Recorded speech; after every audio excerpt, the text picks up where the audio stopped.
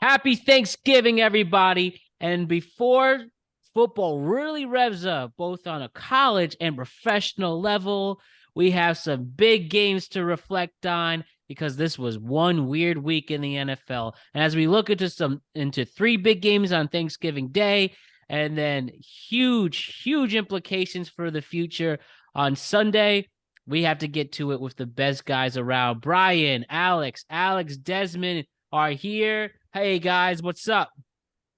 Not much. How we doing, everyone? Hey everybody, what's going on? Glad to be back. It was a crazy week, really crazy. So let's get to it right away, boys. I mean, there was a lot going on, and obviously we're going to hit all of it. But let's talk about one thing, common theme. One week we are impressed by them. This past week, we were not. They took huge step backwards. The New York Jets and the Patriots played each other in what on paper looked like a stellar defensive game, but ultimately it was two teams that are lost, trying to figure themselves out, and it ultimately leads to Bill Belichick beating the Jets once again. And this was a really bad game for the Jets to kill your momentum. And your season's not over yet, but this was a bad one, especially losing on a close to walk-off punt return for a touchdown. I mean, obviously the guy who has to be discussed is Zach Wilson in this. Zach Wilson seems to be the one person holding the Jets back. Everything is working for them. Their offense is stellar with legit weapons. Running game's pretty good. Even with the absence of Breece Hall, Michael Carter, James Robinson still have talent to make big strides. They have arguably a top 5, if not top 3, if not the top defense in the NFL, especially when you have a top pass rusher in there, Quinnen Williams, arguably the best defensive back in the league, Sauce Gardner, and even their coaching, which has been criticized, are keeping the team together. But ultimately, it's your quarterback. There has been one thing that is said throughout the entire history of professional football. You don't have a quarterback in your league, you can't win unless you have a defense that is world-renowned, and that's rarely happened. Look at 85 Bears, 01 Ravens. And as I mentioned, the Jets defense is good, but Zach Wilson, when he and his offense are responsible for literally just an average of a few inches, you can't win. And at this moment of this recording, the Jets aren't committing him as a starting quarterback. So, as I said, as we mentioned here, Zach Wilson is the one to discuss here. And as we're on the brink of finding out if they're going to start him against the Bears this Sunday, I'm going to ask you guys at this point, Week 11, 6-4, you were a game away from going to first place. Now you are in last place again, but still in the hunt for it. Do you play the second overall pick last year, Zach Wilson, or do you look at your other options in Joe Flacco and Mike White?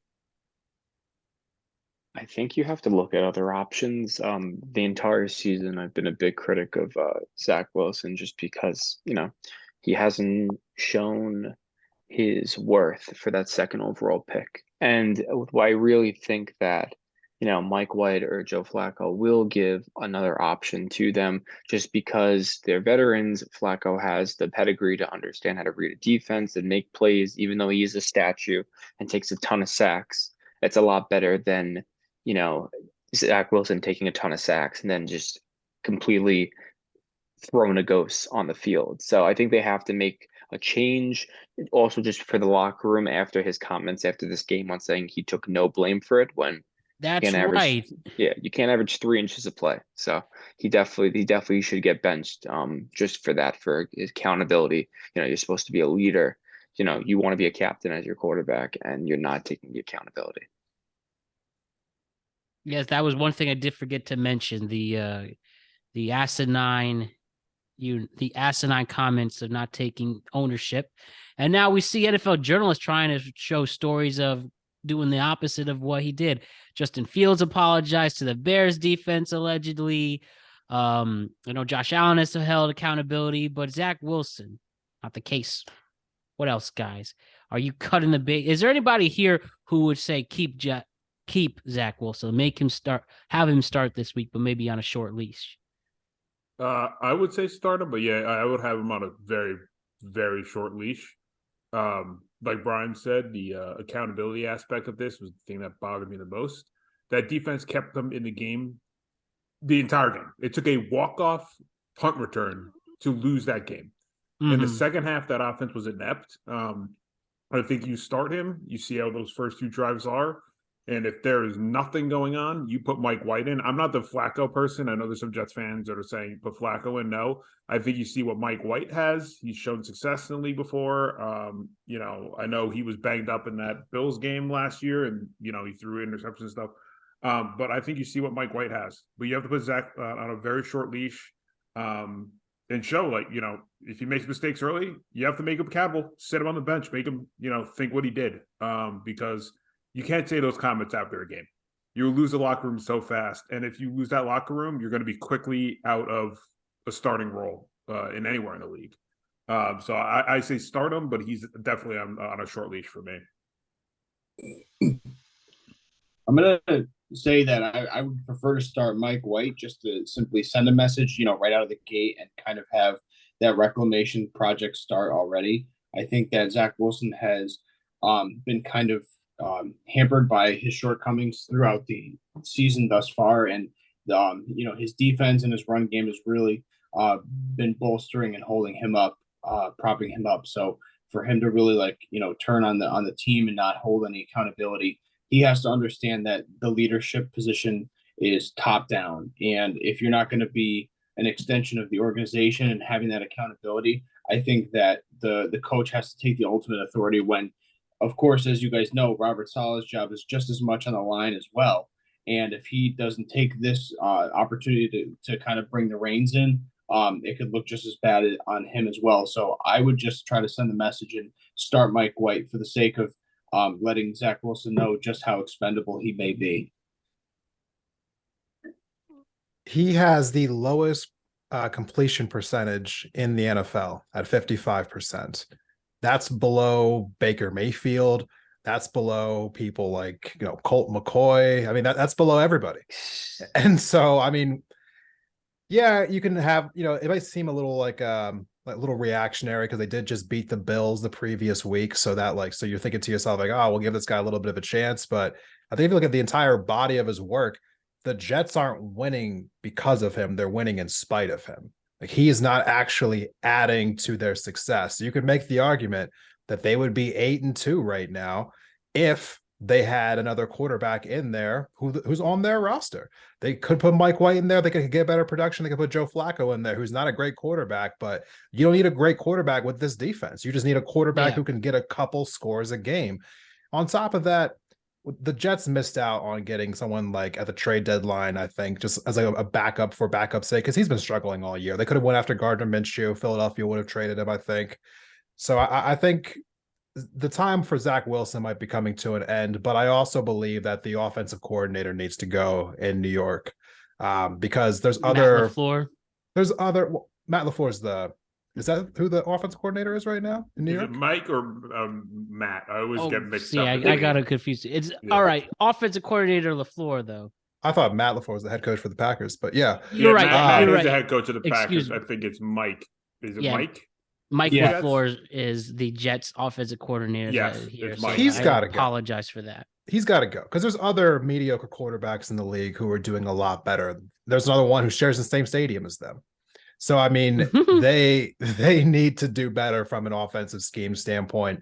I would get rid of the offensive coordinator, and I would keep Zach Wilson on a very short leash. They're facing a depleted Bears team this week. Their defense is struggling. Justin Fields probably not going to play. So, I mean, I would start him, but if he struggles in the first quarter, I would yank him and put Flacco in. Yes. Excellent points from you, gentlemen. And Bryan has technical difficulties. We should see him back soon. But bottom line here is the Jets are lucky to have a weaker opponent, especially on defense, as Desmond mentioned. So you could do this experimentation. Again, I'm not in Robert Saleh's shoes, but we are very intrigued to see how he handles this from here on out. But this is the game to experiment and do it. And if it doesn't work, especially with the defense playing well and playing healthy, just have had injuries on the offensive side, then this is it. As we know, the leash is short in the NFL, and especially this team is a win now team. You got to give credit to Joe Douglas, the GM, what he's been able to pull off, but maybe his pride is just that one quarterback, and that could still define his entire GM career. So, this is it for the Jets. This is your season on the line, even though we said that before, but this is really it for a morale, a PR, and just a winning standpoint. So I want to say one more thing before we move on. Yeah. I think if the Jets lose this week, that it might actually be a full just like snowball effect to a season collapse for them. Because if you lose to a Bears team who has a terrible defense at home with no Justin Fields, I feel like you just the locker room will just like give up. yeah, I think they would just pack it in for the season. especially with the wins you already gathered. So you're going to have to pick in the middle of the draft. And then all the questions of what it might be for another day to talk for the future of the Jets. If you are going to get a veteran quarterback after the fact, you might have to, especially if you're drafting in the middle of the draft. So the middle of the first round. They might get a new GM though, because remember, Douglas now whiffed on what should have been their franchise quarterback. So They might do a whole regime change too if this season really snowballs. So that's what we could talk about, like what happens in the future of Jets. But there's a lot of implications this week, honestly, for this Jets team. It's going to be really interesting to see that game. Jeez. Yeah, so it's going to be a very fun one indeed. And, Joe Beningo, he says it best. This was not a brutal loss. It was a cruel and unusual one. And I think this season would be just cruel and unusual for the Jets. Because at least for, no offense, Alex, with your team, you get a high draft pick to look forward to. Or the Lions or the Panthers. This team would be in a bad position for a team that became a win-now team only to have a upset locker room and a bad draft pick. But that's football for you. Now, it's fair to say it now because I made fun of all your team last week. But now we have to talk about the other team in Alex's too, with the Giants and the Lions. A catastrophe, if you want me to put it. Now, to be fair, people thought it was a trap game. People thought it was going to be hard. So was the loss surprising? I don't know if surprising is the word because it could have gone either way, but it's still a what was bad about it is the injuries that took place, which makes it a catastrophe. And the realization that if Saquon has a bad game, this team is in major trouble. That is now, especially now, Wan'Dale Robinson, right? Yep. We just drafted him. He looked like he had some potential. He had a career game. Yeah, only to get injured on the pool that is known as the MetLife turf. And I know they're going to replace it next year, so that's not year too late now. But yeah, year too late. And then we have Adoree Jackson getting hurt on special teams.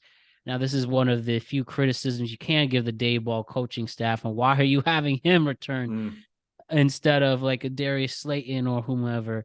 And now we have a major defensive back hurt. And Daniel Jones with the turnovers coming back. That's what makes this more of a catastrophe. So it was a very ugly game for Big Blue. And now the season is I mentioned this last week, but it's really should hit us now, is the fact that, wow, this schedule is getting really tough and we're really losing important players with it. We're going to really have to earn that playoff spot. As I said, 4 division games ahead, which include 2 against Philly, 2 against Washington. We have Dallas on Thursday, then the Colts. But that's not until the last game of the year. So really bad. I'll give it to Alex, the other Giants fan here. How are you feeling about this tough loss and especially the future moving forward? I was there. As you guys know, I've seen tickets to the Giants, so I went there. Nice. It was How was tough. the vibe in that place? It started off great. It was great. Everyone was excited. Pretty full for the most part. But a typical December game in MetLife, it's cold. Not a lot of people show out, but at first the vibe was good. Everyone was excited going to this game. It should have been a fun game for the Giants. But then it quickly fell apart. Right after Daniel got the touchdown, we thought tides were changing, but you could go back on the tape. I said this before. I always get nervous when Saquon gets bottled up and what the Giants could do. Like this is in the Lions game. I know they have a shaky defense, but they can put up points, and they did that. And they bottled up Saquon, and then you forced the ball into Daniel's hands, and he showed that everyone's worst fear is that he just couldn't figure anything out. And then he couldn't get into the offense he's comfortable in, so he started pressing. And then once that first pick happened to Hutchinson, or if he got tackled in the 30, I knew the game was a wrap. I just had a feeling that it wasn't going to go our way. Just the first drive for the Lions, they were just rushing the ball well. People were wide open for the most part off play action. So it was just a tough game. Me and my dad, and it was my younger sister. We left midway through the third. I think it was after the second pick because we just saw the writing on the wall. And I know they fought at the end, but Saquon had a bad day, and now everyone kind of knows if you bottle up Saquon, you put the ball in the Daniel Jones' hands, he can try to beat us. But that defense showed out. I know they're not the best defense, but they showed up. They made the necessary plays. They forced the Giants into mistakes. The Giants defense going to stop them. Then the injuries started piling up. I hate the MetLife turf. I always have. I can't wait for it to be fixed. It's like we said before, it's a year too late. And now we have a bunch of injuries going up against this huge game on Thanksgiving with a Cowboys team that just whooped the Vikings' ass. Yeah. And now we don't have our best corner and our rookie receiver who had a career day. So it was a rough day all around. I expected it. I saw it kind of coming. I saw the writing on the wall. But now it's a little, the highs of this Giant season is now plateauing right now. And I think we're going to start trending downwards, and we have to see. But it was a tough loss. It wasn't a fun day at MetLife for sure. Ugly, absolutely ugly. I'm not too I guess critical of this loss for the Giants. I think I called the Lions win. I thought it was going to be, it felt like a trap game. The Lions do have a good offense. Yeah. It's just, they're just so just up and down with their consistency. You just never know which version of the Lions is going to show up on any given day. But the Giants have been the same team all year. It's just a matter of, can you stop Saquon? And for the most part, most teams, the answer has been no. But no one's been surprised by what the Giants are going to do on offense. You know what they're going to do every time that you line up with them. Fortunately for them, the one thing that they are going to do, their identity, running with Saquon, is the one thing that the Cowboys are absolutely horrendous at, is stopping the run.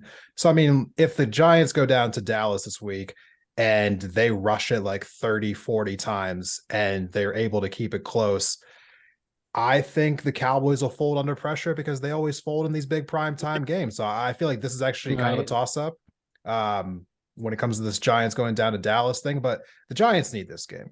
They really do. They got to go down to Dallas and they got to win, because if they don't, I feel like it could be another snowball effect for them.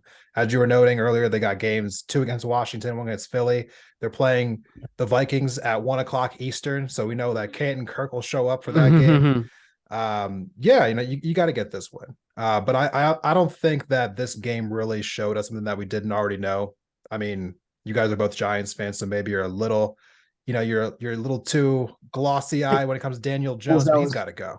He's got to go. Well, that's not a. I don't disagree. Yeah. You were saying, Alex?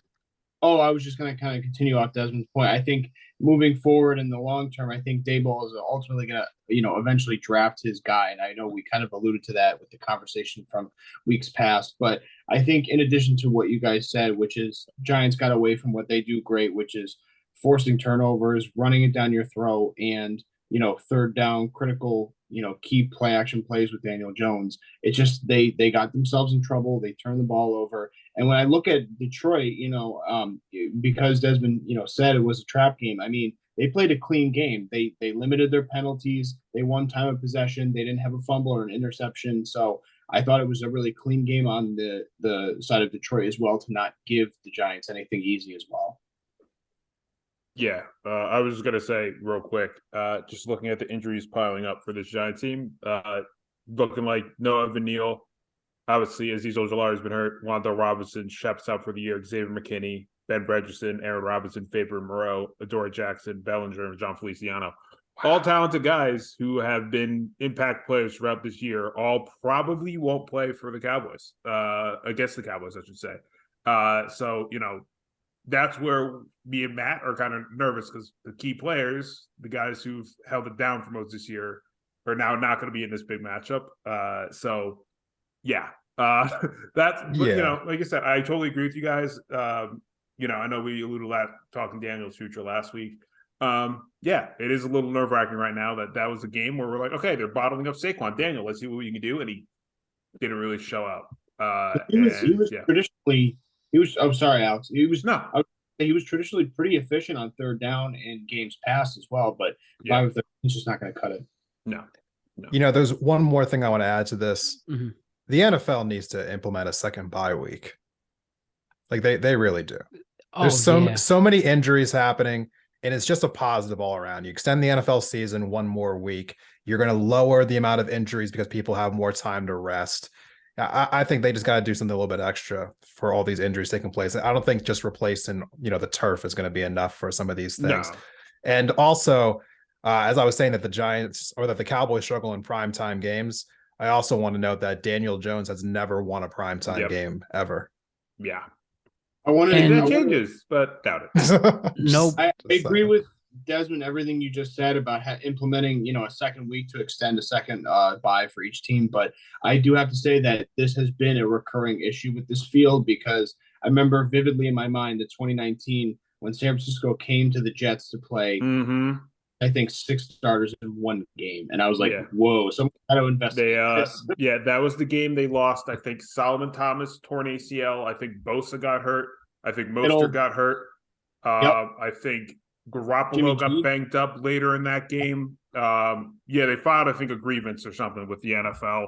And then that's where kind of the start of the MetLife turf issues, where everyone started pouring in about it. Yeah. Yep. Time to go. Gonna rip it up next season. Yep. But Alex said it's a year too late. Daniel Jones, if you want your contract extension, you're gonna somehow win this important game that the whole country will be watching. If not, then all your criticisms about the turnovers occurring, not be able to throw a deep ball, and just so much on the line. And when we go with our rapid fire, we'll preview the game a little more. But yes, this is do or die for the Giants, and this is one of the tough things to be so good ahead of schedule, because it's going to lead to some big disappointments. But yet, it's the expectations for a reality with this roster. So, though we don't have them at the moment, we're going to have to move on with the Cowboys-Vikings now. So we won't get a direct Viking fan perspective with it. Big primetime game, 4 o'clock, or I guess it was 4:30 technically. I see the Cowboys just manhandle the Vikings. And now the Cowboys, I believe, were favored. Did anybody see them winning 40-3? No. And I mean, where everything works, Zeke comes back, plays well. Pollard has a great game. Dak Prescott, you feel like, man, this guy can do no wrong. Kirk Cousins has one of the most mundane mid-game ever at 105 yards, completing only 12 passes on 23 attempts. Dalvin Cook couldn't do much on the running game, and this game was so bad that they wound up going to Steelers and Bengals nationally. I had so much hope that this Vikings team specifically were going to really shut up the critics. Luckily, they're in a division that is just beating themselves up. But, I mean, we joke about it, but I guess it really is true that Kirk Cousins will be amazing in a 1 p.m. game and bad at a primetime game, whether 4, 7, or 8. Like, guys, how do you take this guy seriously if he can't get these big wins and at home? I mean, what do you do? I mean, that defense showed out, though. I think what we all kind of said was if the Cowboys can get back to where they were, which was just getting pressure on the quarterback, and Kirk Cousins took some monster shots late in that game. I mean, he was getting like speared from people. And I wasn't expecting that. I was expecting a more offensive battle, knowing that the Cowboys defense were having some issues, but they were getting pressure. I was surprised. I thought Kurt would get over his primetime midday woes. But that whole time, it just looked like he just was uncomfortable in some of his decision-making and some of his reads. The offense coordinator made some weird decisions. I know they had like 1st and goal and didn't even hand the ball off to Dalvin Cook. I messaged my buddy. I'm like, why do the Vikings always forget that they have a Pro Bowl / All-Pro caliber running back in goal situations and red zone situations? They never hand him the ball. And I think that kind of changed the tempo. They got the stuff, it was just everything. And then Tony Pollard showed out. He's incredible to watch. He's earning his contract, but it was definitely an interesting game. Not what I expected, but just seeing the Cowboys defense just completely rattle the Vikings offense was just kind of impressive for me. Yeah, I also think that a lot of this just came from momentum. Because look at the time of possession, for instance, the Cowboys doubled up the Vikings. So what you saw in the beginning of the game was Dallas was going on these long extended drives, keeping their offense out there, wearing down the Vikings defense. And then they just kept scoring and scoring. So when the Vikings would get back on offense, they were pressing and they weren't running the ball. So they kept having these short possessions, which was allowing Dallas's defense just key off on them. Dalvin Cook has 11 rushes for the entire game against a team who was consistently giving up 200 yards of rushing per game as far as Dallas's defense was concerned. So I think Dallas just out-coached and just like schemed the Vikings to all hell. And by the time the Vikings even knew what the hell was going on, it was like 30-3.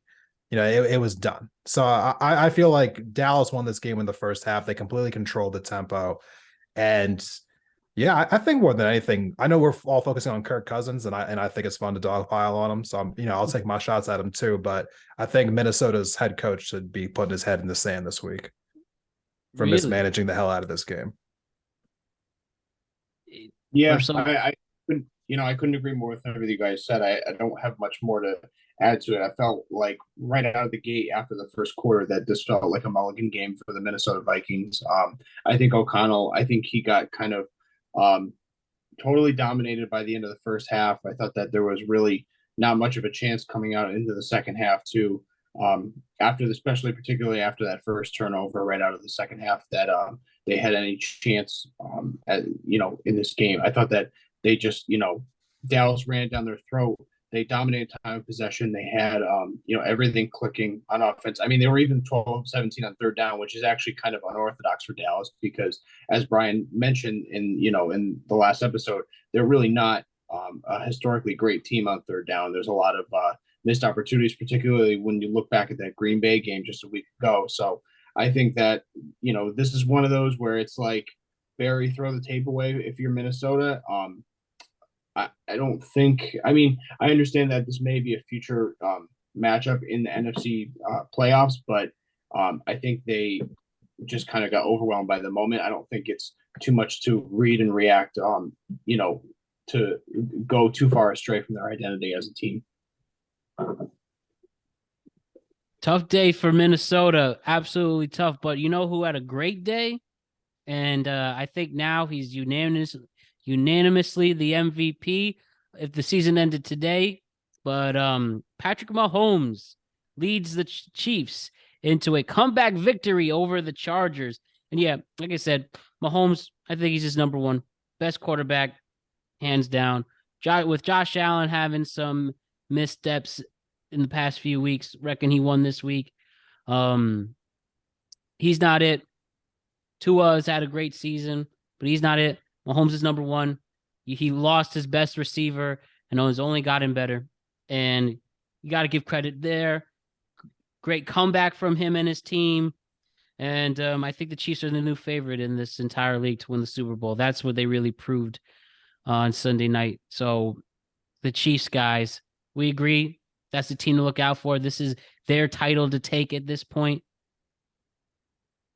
Reckon some dumb decisions by LA, of course, that helped them. But like I said, this team is hard to beat. The Chiefs are a very hard team to beat. I mean, they have had losses. Some I lost to the Colts, but the Chiefs, they're one dominant football team. So before we go macro and assess this team in terms of how far they're going to go down the stretch of the season, I want to kind of just talk about this game a little bit first. I thought that the most glaringly obvious thing was the costly fourth quarter turnover for the Chargers. I thought that really changed the tide going down the stretch.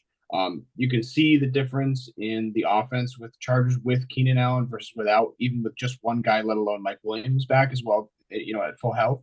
I thought that him going 5 for 94 was a big advantage. It kind of gave them a kick in the ass on offense that they were missing the past few weeks. Herbert was efficient. I just thought that, Chargers being, just shooting themselves in the foot and just keep situations is just kind of what led more to the Kansas City win than anything else. I thought Mahomes still had a great game, even though he could have been a little more efficient. I do think that this is the best team in the AFC per this week. I still like to see more from Baltimore, from Cincinnati, and from Buffalo and how they bounce back down the rest of the stretch of the season. But if we're just doing a week 12 assessment, I would put Kansas City at the top of the hierarchy for the AFC as we speak. And I will say too that another thing that was really amazing for me was Spagnuolo's defense. 5 big sacks on Herbert getting pressure. Something that wasn't talked about going into this game was the Chargers offensive line, but they really got exposed in this game. AFC looks kind of deep to me. Yeah, if focus on the macro. Yeah. So when you say like the Chiefs are the clear-cut favorites, I don't buy that at all. I think there's 4 other teams in the AFC who could even come into Kansas City and win that game. Miami, Buffalo, Cincinnati, and Tennessee. I think they could all go into Kansas City and win those games. So Patrick Mahomes, pure MVP.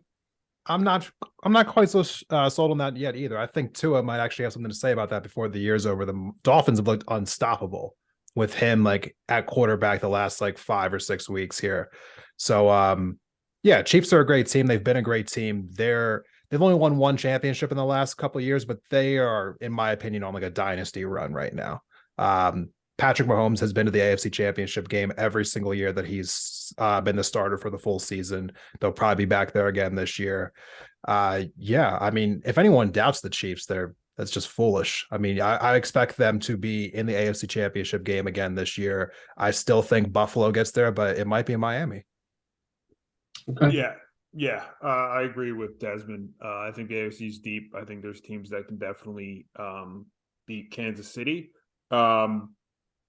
And that's why I think it's fun, especially this year on both sides. Like, I don't think that for any of us, we have a clear cut, like this team's winning the Super Bowl. I think there's a handful of teams, which is like something we haven't really seen in a while, right? Like, we've okay, the Rams are probably most likely going to walk away with the title, whatever, or the Chiefs or whoever. But this year, it's like there's a good amount of teams that can fight for a title, which I think is going to be exciting.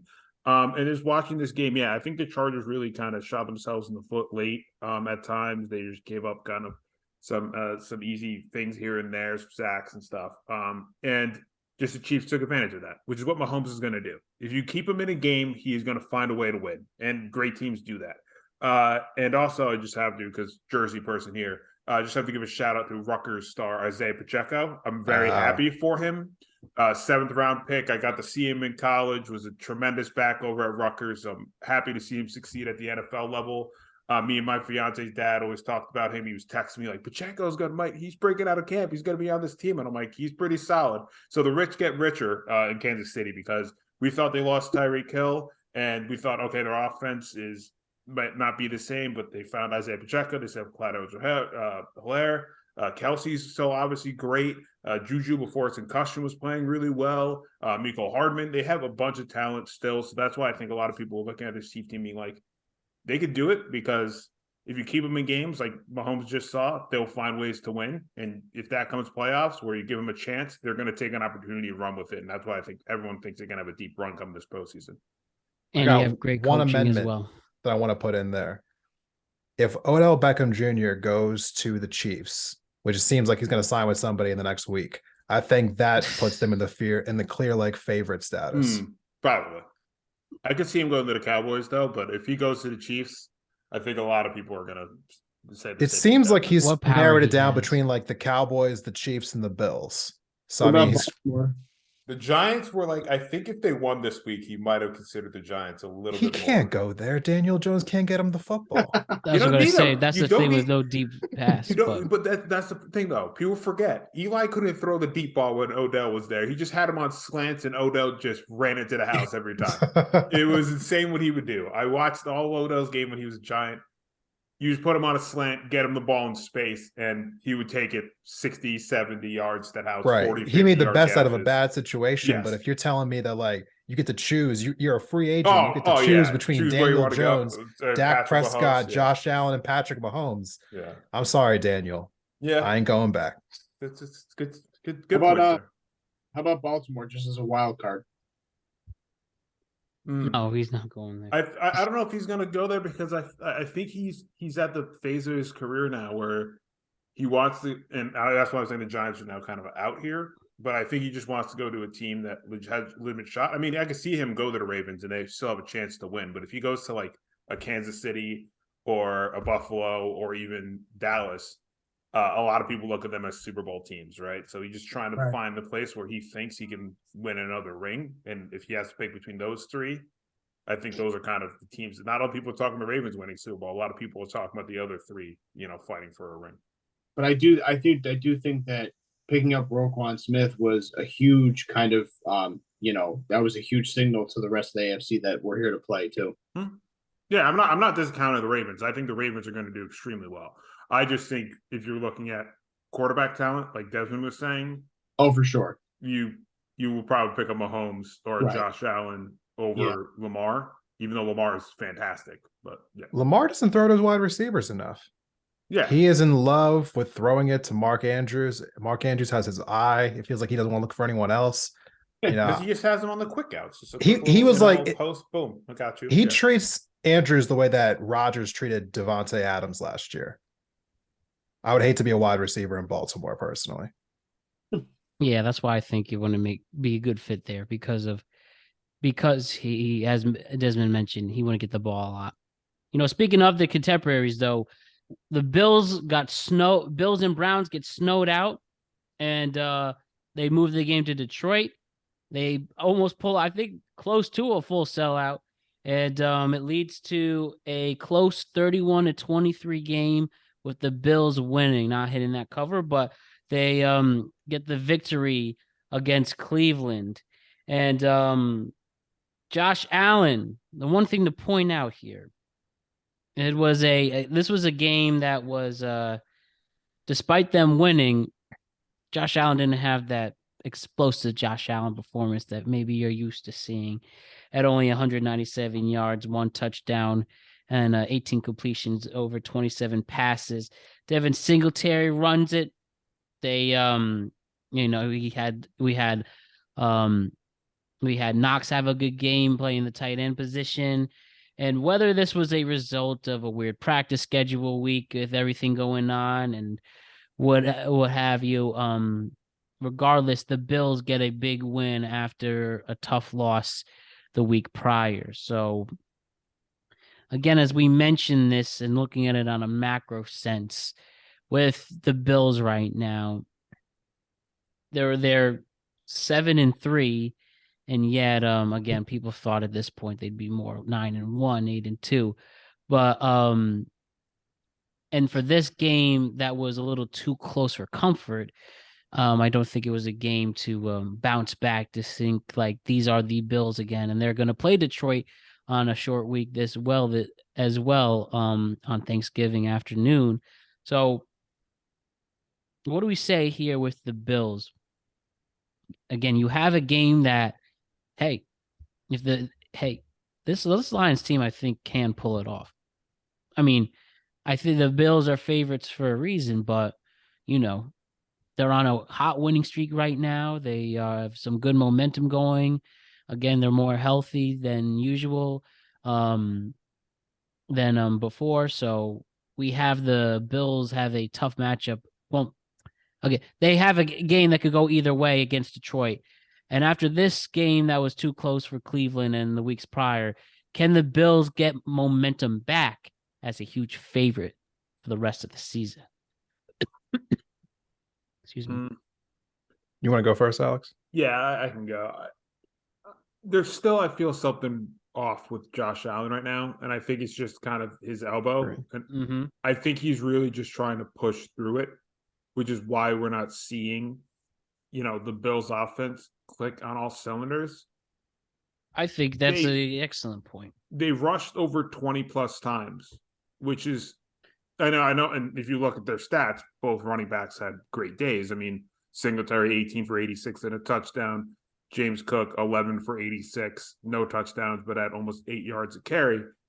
But you're looking at their passing attack. Dawson Knox was a leading receiving leader, 7 for 70 yards. Stephon Diggs was 4 for 48 yards. Stephon Diggs is usually easily 80 plus yards receiving in a game, right? Especially against, and I know he had to deal with the Denzel Ward with Cleveland and stuff like that. And Cleveland's defense is okay. But I just feel like there's, like I said, something off still with Allen. Maybe he uses Detroit as his way to get back and level things out. But I think they're just trying to battle through right now and try to just keep things limited for Josh with this elbow injury, because we don't really have heard the specifics of how severe it is. And I feel like they're just going to be like, all right, we can rely on our defense, and hopefully Josh can get us the points needed for us to win games and not have to exert a lot of effort on his elbow. But yeah, I think this is a game, looking at this game on a short week, I think is going to be telling on what the Bills are going to be maybe in the future. Because if they're just going to try to go back to the run and limit Josh Allen, I think that changes the dynamic of what we think of this Bills team, because we know them as a high-powered offense. And against Cleveland, we're expecting that. And they kind of got out of that game. It was a little too close. It was a lot closer than I thought it was going to be. Plus, and don't forget, with the pressure of them being in the best division, if not the NFL, whole NFL, definitely at least the AFC, so they don't have games to experiment with. And especially with Miami, who is a heavy favorite in this conference, as Desmond mentioned, they're in a tough spot. And if this was only a few weeks earlier, maybe you do sit Josh Allen for a few weeks to get that elbow 100% ready. But we're about to be in December, and we know how important December games are. And we'll see what Mr. Allen has in store. But Desmond, I see you're antsy to give us a great take. What's up with you? I wouldn't say I'm antsy. I am. I would say that I have Stephon Diggs on my fantasy team. So I was wondering what the hell was going on. I lost my game by 6 points this week. And so I was directly looking at Josh Allen being like, why aren't you getting Stephon Diggs? Damn. That's my man. I need him to put up 20 points a week easy. When I was watching that game, I was, cutting across like that game to other games, the one thing I kept noticing was Josh Allen wasn't really going through progressions. Yeah. He was kind of just staring down like either Gabe Davis or Dawson Knox. He wasn't like going, like looking side to side on the field. And a part of me is wondering if, some of the like the mental aspects of the game are really kind of like what's hindering him right now, because like physically he doesn't look like he's bothered by that elbow injury, but it does seem like he's kind of like in a funk as far as like decision making is concerned. And after this Lions game, they got 3 division games in a row.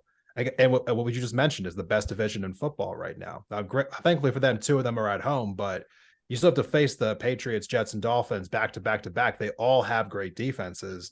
And I don't know. I'm actually wondering which version of Josh Allen we're going to get. Because as we know, in these 1-score games in recent years, he's 2-9? Mm-hmm. And so if you're going up against great defenses and you continuously are showing that you're kind of shook in these moments where the games get tight, he has a lot of talent, but maybe it's a little bit mental, in some degree to why there's some inconsistency with this team. Yeah, next week's New England game is a primetime game as well, which is going to be even bigger. On a short week once again after 3 weeks of travel, that starts to wear on a team that's particularly banged up in their secondary as well. Yeah, I mean, I have a lot of concerns with this team. I thought that the most impressive stat for Buffalo was just reducing Chubb for 14 of 19 yards. Mm. I thought that was tremendous, particularly when you consider, how lethal this run game is for Cleveland. I think that there's a lot of questions to be answered continuously with Buffalo and with Cleveland. It's kind of what we expected. We know that the season was kind of a mail-in once we heard, the commissioner with Deshaun Watson. So there's not much more to say there. But they're going to have a grueling six remaining weeks because Cincinnati's going to be a tough game as well. In addition to the three division games. So it just depends on what we get from Josh Allen. Yeah, and it won't be easy playing in Chicago on Christmas Eve either. I mean, that fan base is real and it's going to be cold as hell. Cold as hell. Potential great DVD in the making, but I guess Buffalo, if this doesn't work out, they really are a cursed franchise. But again, we still have weeks to go before we can actually make that assessment. But Buffalo, all in all, get a win, even though it feels like they didn't. Honestly, the way we're talking about it, and not much said with Cleveland. We'll talk about them a lot in 2 weeks when Deshaun Watson returns. Desmond, your Eagles were at one point in the fourth quarter down 13-3 to this Colts team. Yep. They ultimately pulled off. Jalen Hurts, late touchdown run gives them the slim victory, 17-16. Oh man! While the Colts are just playing good football with just Saturday so far. 2 games in, 1-1, and they've kept it competitive. But at any point, Desmond, did you feel that the Colts were going to pull this off against your Eagles team, and they would have 2 losses in a row after winning their first 8 in a row? I'm a realistic Eagles fan. I don't go into any games thinking that oh, we definitely have to win this game, because I've been an Eagles fan my whole life, and that includes the years we continuously choked in the NFC Championship game 3 years in a row. So I mean, McNabb. Yeah, those were tough years, man. Those were tough years. But no, to answer your question directly, I was watching this game kind of in disbelief because the defense did a complete 180 basically after the first couple drives, and they were able to finally kind of plug up Jonathan Taylor a little bit, stop the run. Our 2 new defensive tackles we picked in. We're definitely kind of keeping the Colts run game contained. So I was like, great, the defense has showed up. Now we just need the offense to just do what they always do. And they didn't do what they always do. They kept just going 3 and out. We're just having bad possessions. Another fumble by AJ Brown this week. So I mean, thankfully they pulled it out in the fourth quarter, but there were definitely times in that game where I thought we were going to choke, and it was making me a little worried because when you get a couple of losses in a row, sometimes it can just kind of deter your whole season. So I'm glad we found a way to win, but I am a little nervous going into this Packers game. I'm thankful that we actually have this game at home, because I think the Eagles kind of just need to get back to what they do best on offense, running the ball. Got away from that too much the last few games. Yeah. Mm-hmm. Yeah, I mean, luckily, you had a defense that was able to get after it too. That kind of helped put pressure down the stretch and kind of condense those drives for Indianapolis. I thought that this was kind of a Herculean game for Jalen Hurts. I don't think we've had kind of a standout, kind of resolve from him in the second half of a game. I thought that in addition to both defenses being exceptional, I thought that the Colts' costly penalties down the stretch of this game was really, really devastating. 8 for 90 yards just in this game alone. And I thought that they just looked a little too undisciplined, which may be a feather in the cap for Philadelphia as well. But it's definitely a scare game. I don't think it should have been as close as it was, particularly with Jeff Saturday's second game in the books. And I think Desmond's right. I think this will be a time for the team to get back to their identity as they play home against Green Bay next week. Yeah, I was going to say I completely agree with both of you. For some reason, I was walking back from the tunnel from the Giants game being like, please, Colts, win this game. because like I was like, if the Eagles lose and then the Cowboys lose, then like the Giants wouldn't have lost too much, right? Like they wouldn't have lost a lot of position. And then I got an alert on my phone, like, Hurts throws whatever, does the game winning thing. And I was like, you got to be kidding me. I was like, come on, Jeff. I was like, one time I want you to do something for us. You can't, as a Giants fan. But yeah, it was looking at the game going into it. I was like, oh, this is easy for the Eagles. And they just struggled out of the gate. And I think this Packers game is going to be hopefully a fun one for us Giants fans. Maybe the Packers can get their revenge on an NFC East team. But no, it was just definitely was not what I was expecting. And I think the Eagles just need to really focus on getting back to what was working great early in the year, which was doing running and then taking their shots with their passing. They need to go back to that, and I think this is the week against the leaky Packers defense as we've seen this year. I think this is the game that they can try to figure out getting back into their balanced offense that worked well earlier this year. Yeah, I think the last thing I want to say about it is that the Packers, which we haven't talked about them yet.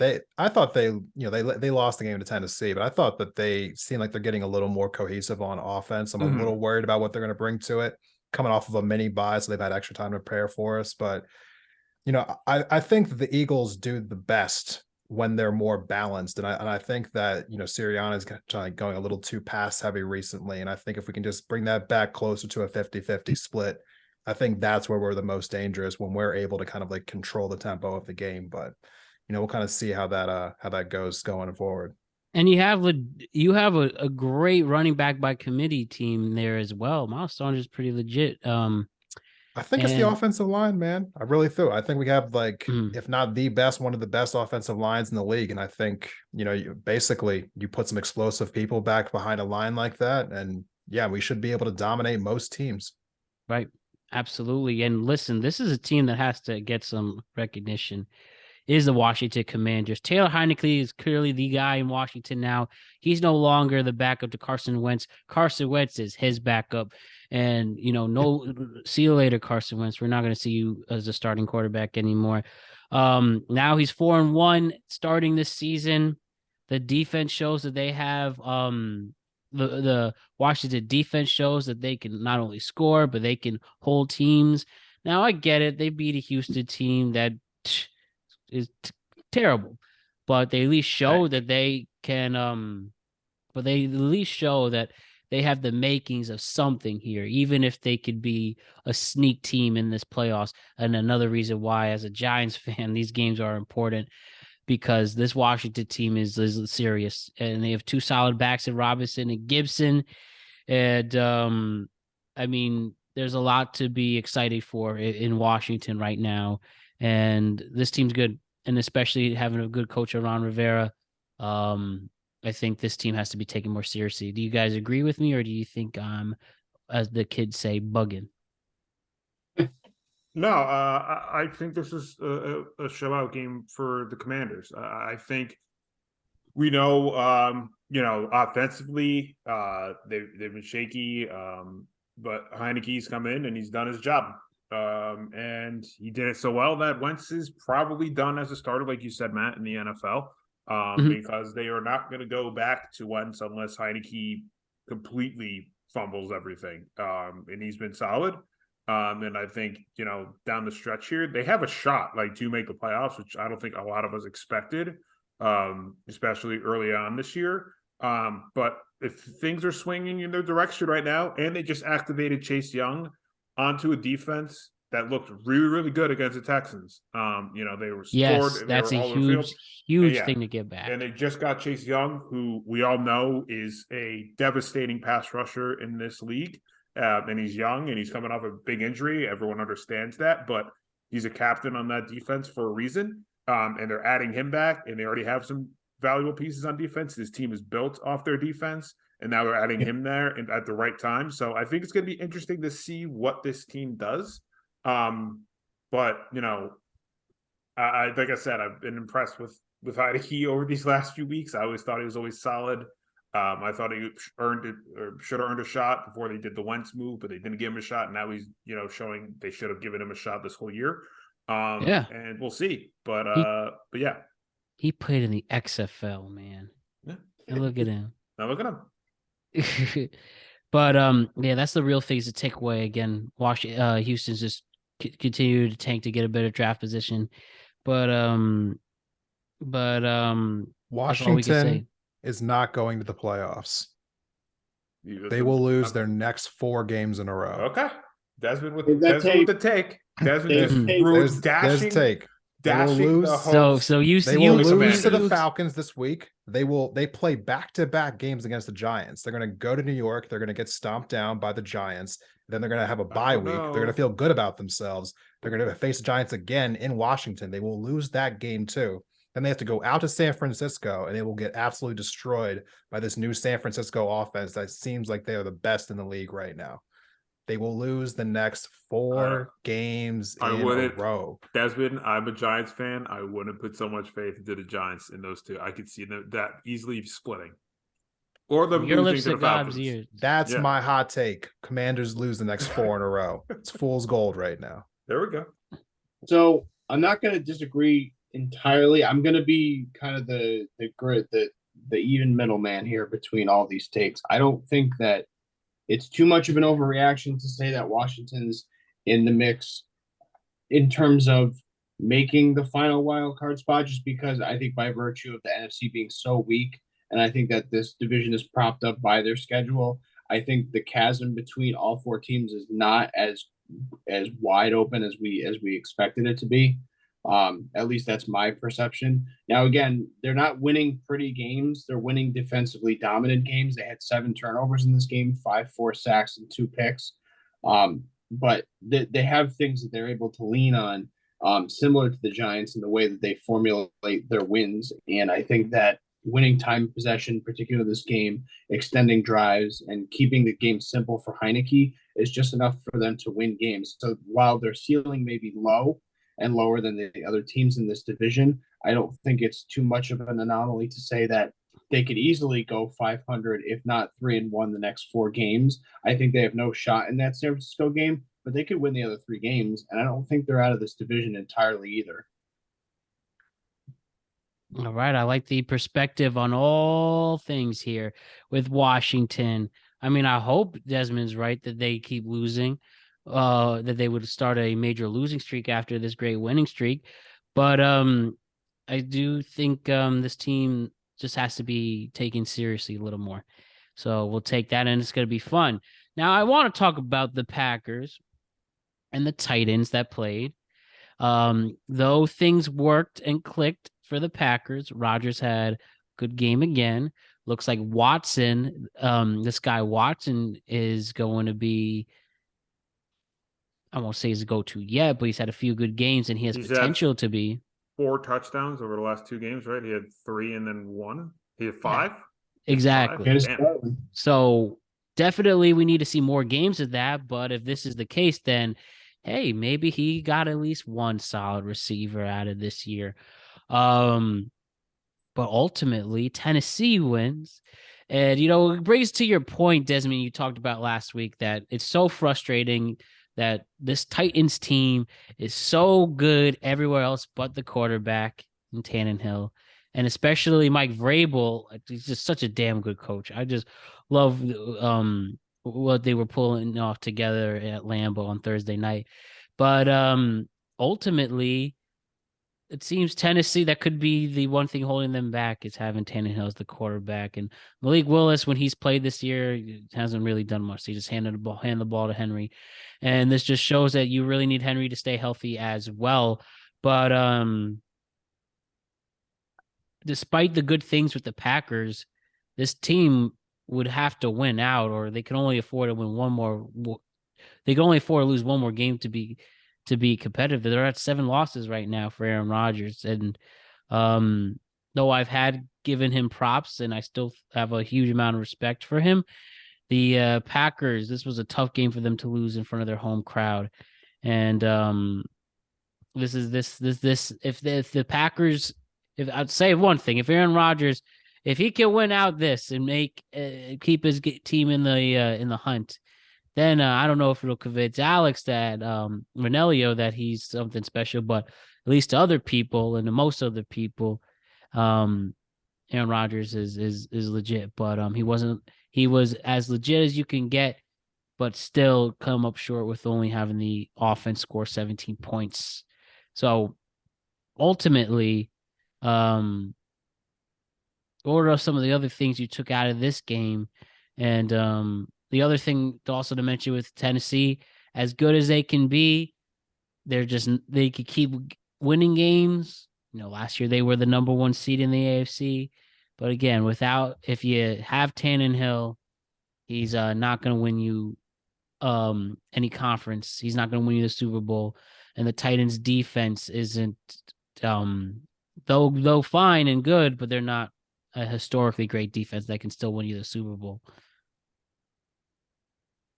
I think the Packers season ended. Yeah. I really do. And it's disappointing. I think we all had bigger expectations for the Packers this year. And they fell short. But if you look at the remaining schedule, I'm seeing 1, 2, maybe 3 more wins this year. I think they'll lose to the Eagles, which is their next game. They have the Dolphins on tap on the 25th. They have the Vikings on the 1st, and then they have the Lions, right? So brutal. The different games. So the wins I'm seeing is the Bears on the 4th, maybe a win against the Rams on the 19th, and then the last game of the season against the Lions, right? So and I won't give you 6 wins. Oh yeah, and I really 6 to 7 wins at most, and that's not going to make the playoffs, especially this year's NFC. And yeah, I think the offense looked better than we've had it, but their defense still did not look good, especially late in the game when they just had no communication whatsoever, and the Titans are running out the clock, and Tannehill just threw a bomb to Traylon Burks to seal the game. It was like a 58-yard bomb, and I'm like, what the hell? Like, they kind of had a shot at if everything went correctly, but everything went wrong late in the game, and I think that's what happened. We thought their defense was going to be a lot better than it's been. We thought Rodgers was going to be a lot better, and it fell short for them this year, and that happens for some teams. But yeah, like everyone said, I was listening to the radio on the game and everything, and Packers season was pretty much done. And the Titans show that they're still solid in the AFC, and they still are a contending team this year. Yeah, I think that the Packers get a lot of media coverage because of the name on the front of their jersey and the fact they have, Aaron Rodgers as their quarterback. But this has been a bad team all year. And so I don't want to give them too much more media coverage because it gets so much media coverage. I mean, the Packers are a bad team. They're not going to the playoffs. This wasn't their year. They had a poorly constructed roster. They got to rebuild a lot of different positions. And Rodgers was healthy the whole way through too. He's complaining about his thumb, but obviously the ball's getting to your receivers. It's just off target. I mean, get it together. The Titans are the story here. They've won 7 of their last 8. The Titans, in my mind, as I've said before, I think they're just a slightly upgraded version of the New York Giants. The same basic formula, but you have like a slightly better quarterback and a slightly better running back. That's basically just it. They want to control with time of possession and make really just kind of like safe throws to kind of like keep you honest, so you can't, just like stack the box against Derrick Henry. And the Packers had no answer for it. Derrick Henry is a beast. He's the best running back in the NFL. I don't know how your number one game plan isn't just, there's like 8 people in the box and just doing everything you can to force Tannehill to beat you. But the Packers couldn't do it.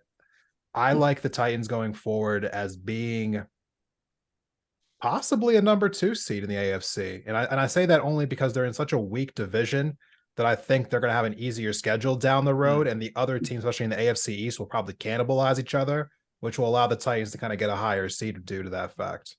Well, I'm glad you couched that towards the end because I totally agree. I think that they could eventually, manifest a second seed, but I think it's more paper tiger than anything. But I will say the one revelation that I've seen with this Tennessee team over the last 8 weeks, Desmond, is that, they have basically the same formula game plan of playing like a conservative game, kind of the way the Giants do. I like Vrabel better than Dable. I trust his system, particularly going through the adversity they have the past 2-3 years. But in addition to that, we got to put a little bit of love on this Tennessee defense, because going into the season, they were on nobody's radar. I mean, I went out of my way to kind of chastise them as being kind of the weak unit of this team. But I mean, you look at these past 7-8 weeks, they've had multiple guys with 7 or 8 tackles or more per game.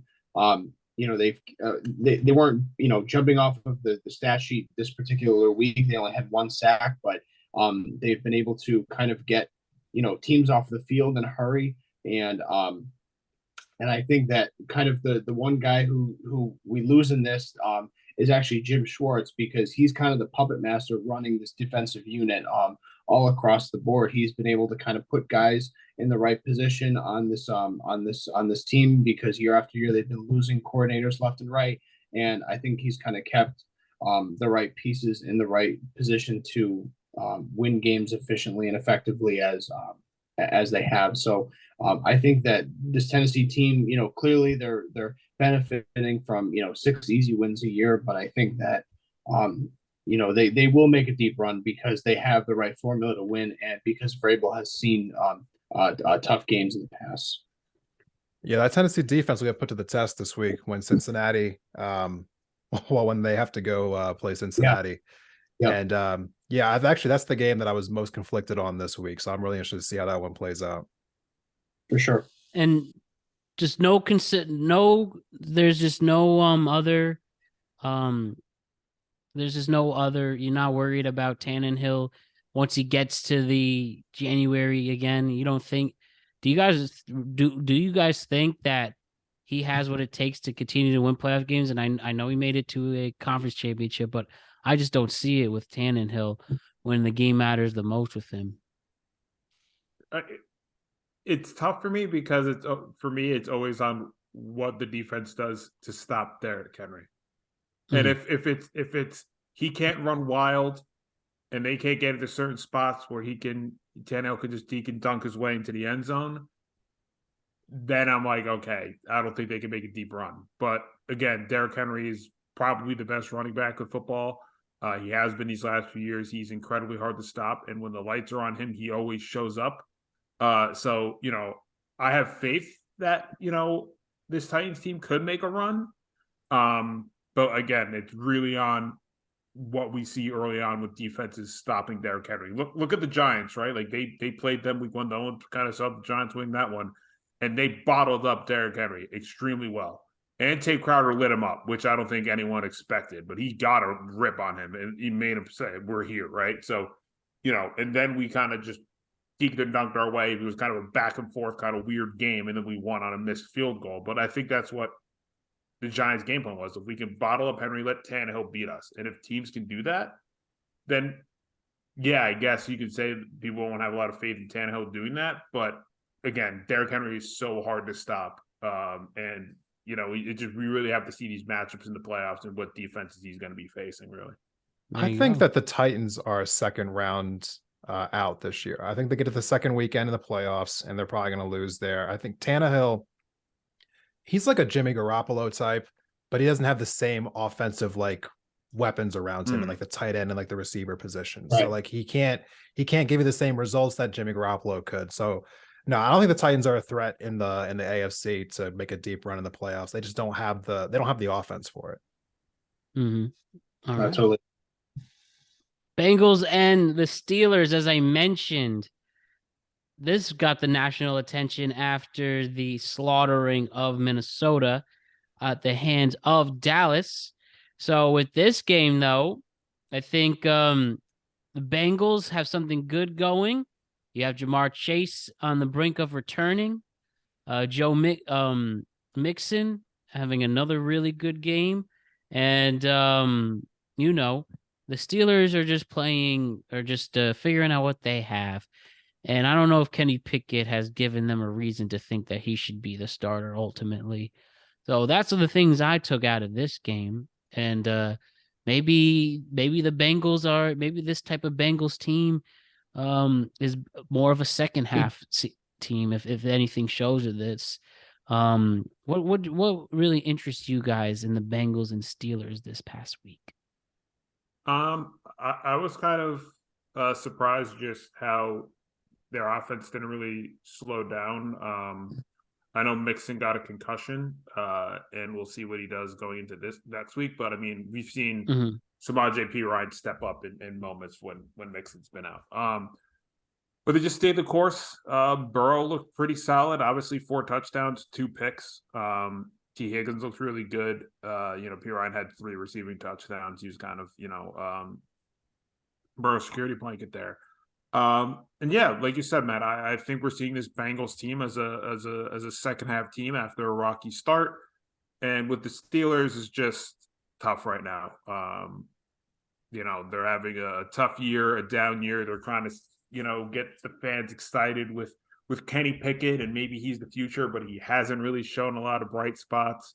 So it was a game the Bengals needed to win. I think we all expected them to win, and they did that. In a game, like we said, they should have won. And yeah, there was not a lot of faith. Sorry, Steeler fans. There wasn't a lot of faith or positivity that we saw, at least from this team. And yeah, I think there's a lot of questions on Kenny Pickett. I know he got thrown to the fire, and he's a young guy, but there was nothing to me right now that at least I'm seeing from him that I'm seeing, glimpses of something solid here. I'll be a little bit of an apologist for Kenny Pickett here. I think that, and I've said this, I think twice so far, during the season of doing these shows, but, again, Kenny Pickett played in the ACC last year.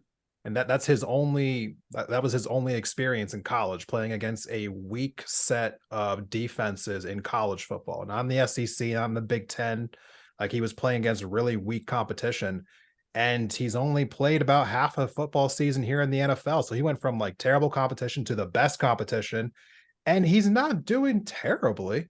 I think you got to give this guy another season, at least another full. Oh, for sure. I'm not saying season. Yeah. I wasn't trying to say throw the season on him. I'm just saying that. Right. No, I was saying, like, I wouldn't say, like, I don't think you can write the story on him just yet. Like, this is like Zach Wilson's second season, for instance. Like, I think we have a lot of film on him now. I think Pickett needs to have a lot more reps against NFL talent before we know what he is. The Bengals, though, if we want to switch gears a little bit, I am really encouraged to see the fact that Joe Burrow only got sacked twice, which is probably amazing for that Bengals offensive line. Thank the Lord, yeah. And even with Jamar Chase being out, like, Burrow is still slinging it around. He's getting it more to Hayden Hurst. He's getting it more to his running backs. Unfortunately, that Mixon got injured. But I really like what I'm seeing from the Bengals right now. They're having a good bounce back. Usually the team that loses the Super Bowl, the previous year, like, just plummets the year after that. But the Bengals seem like they kind of like have steadied the tide a little bit. And I think they'll be in the playoffs. I think it's pretty safe to say that right now. Yeah. My only concern was whether they were going to, clinch the division again this year. But I was really, impressed by their bounce back and their resiliency, particularly entering the second half of the season where, we see teams start to fold and start to separate, from the rest of the pack.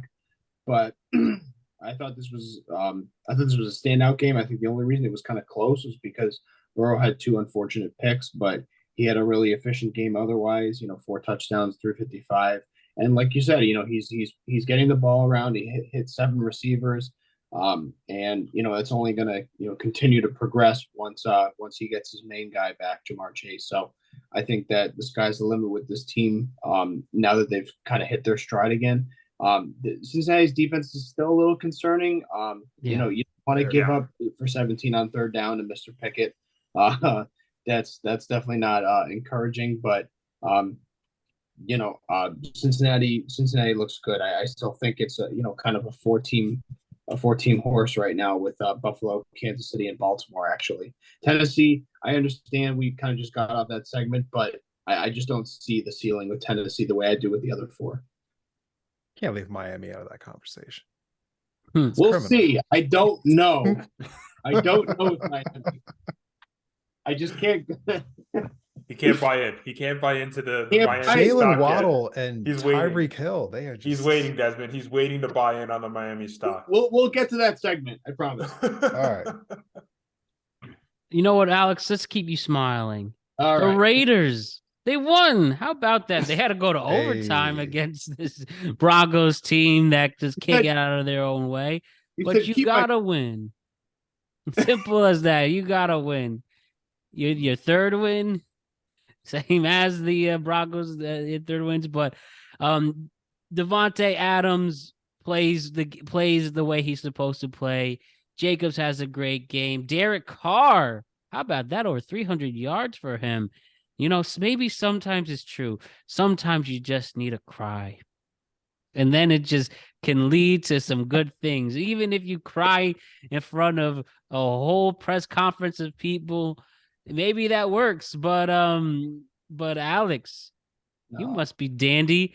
Is this the only other time the rest of the season we're gonna be like this, or what?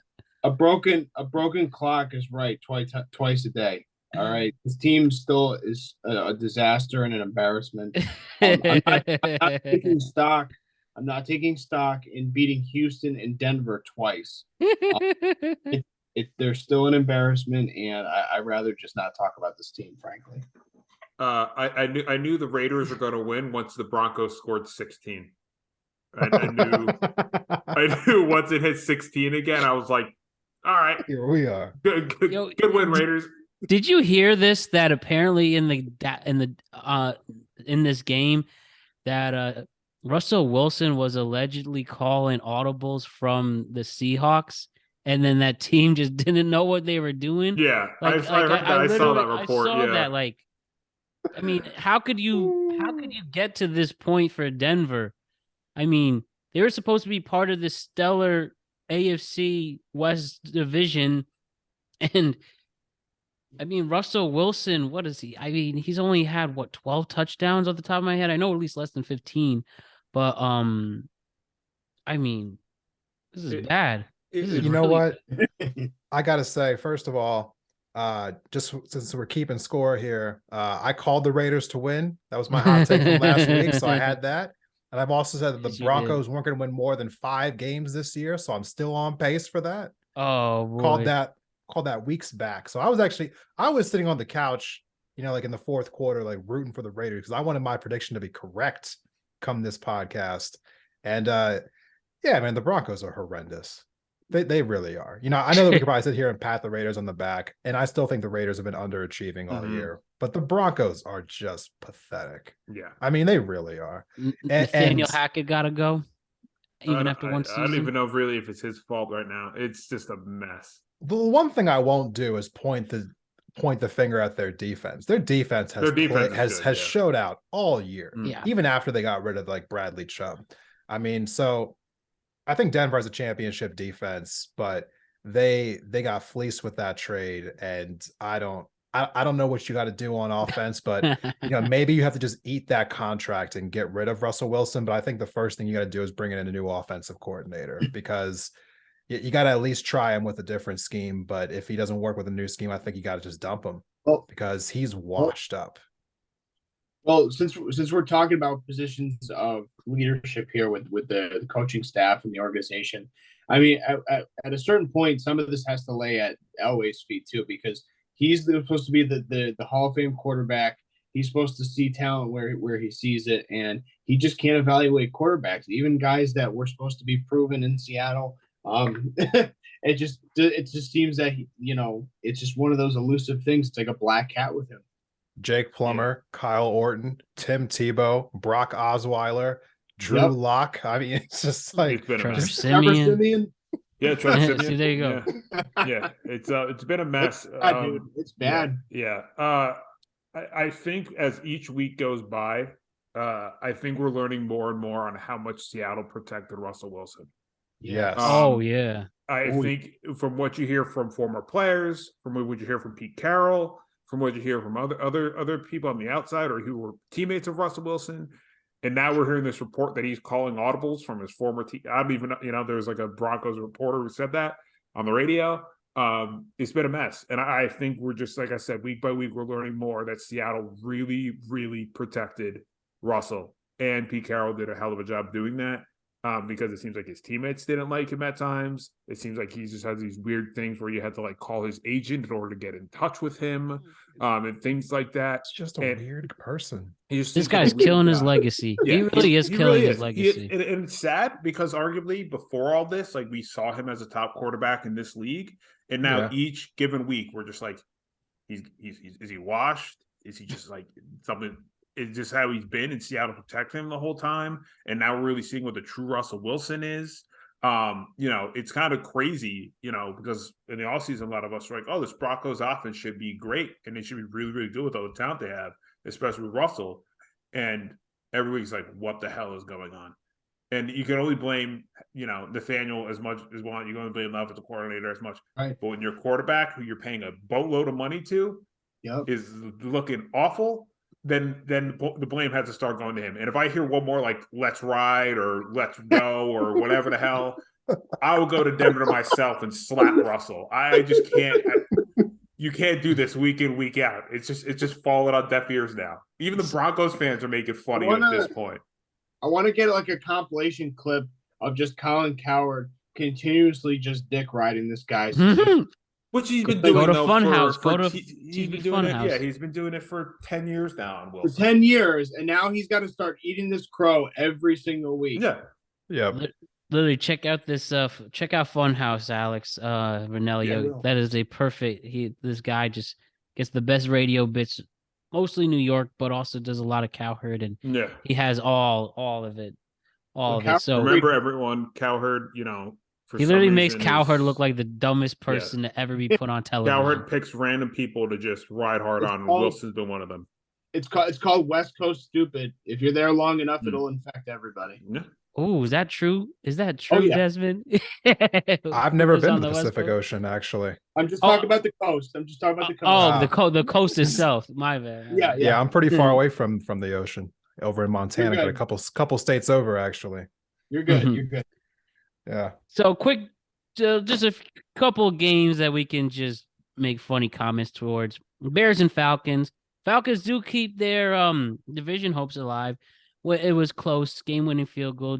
Justin Fields, though, looks like he got hurt. Yeah. He still, at least for what he has been able to pull off this season after a rocky start, and hopefully he comes back from injury soon and keeps up momentum.